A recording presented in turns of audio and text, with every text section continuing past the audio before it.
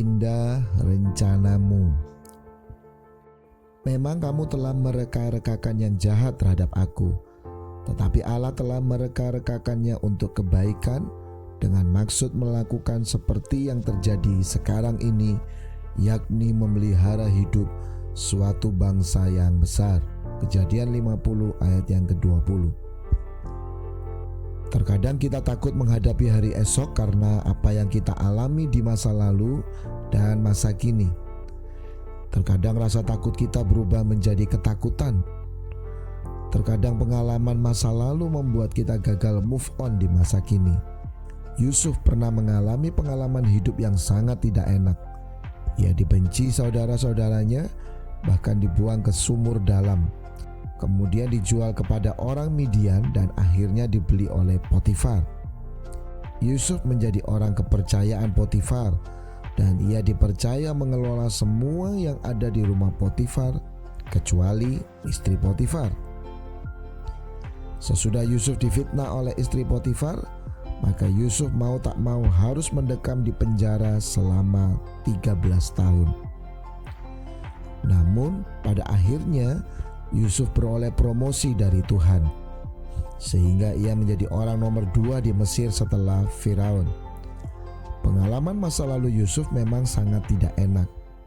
Ia dapat membalas dendam saat saudara-saudaranya mencari gandum ke Mesir. Namun itu tak dilakukannya. Apa yang bisa kita pelajari dari kehidupan Yusuf saat ia berjumpa dengan saudara-saudaranya? Yang pertama, jangan hidup dalam ketakutan. Kejadian 50 ayat 19, Yusuf tidak sombong dan tidak berniat membalas dendam kepada saudara-saudaranya. Yusuf menghiburkan saudara-saudaranya untuk tidak takut. Sesungguhnya ketakutan membuat kita tidak bisa berbuat apa-apa. Belajarlah untuk percaya kepada Tuhan dengan segenap hati. Hiduplah semakin melekat erat dengan Tuhan. Oleh sebab itu, janganlah hidup dalam ketakutan. Jangan mau ditipu iblis. Jangan biarkan ketakutan menguasai kehidupan kita.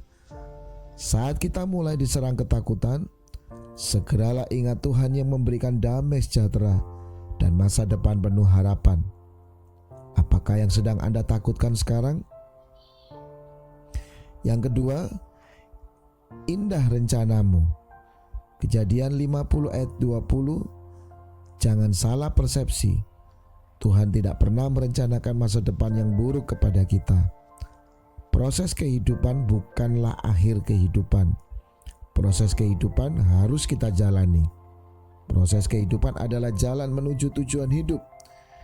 Jangan terus-menerus mengeluhkan tentang proses kehidupan. Semakin kita banyak mengeluhkan proses kehidupan, akan semakin memperlambat kita keluar dari proses kehidupan. Mari kita selalu belajar untuk mengingat tujuan hidup kita.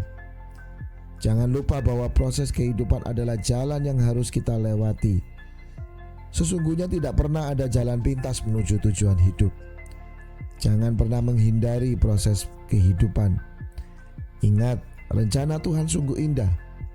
Apakah Anda sungguh percaya bahwa rencana Tuhan sungguh indah buat Anda?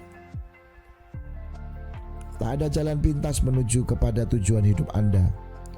Anda harus melewati proses kehidupan.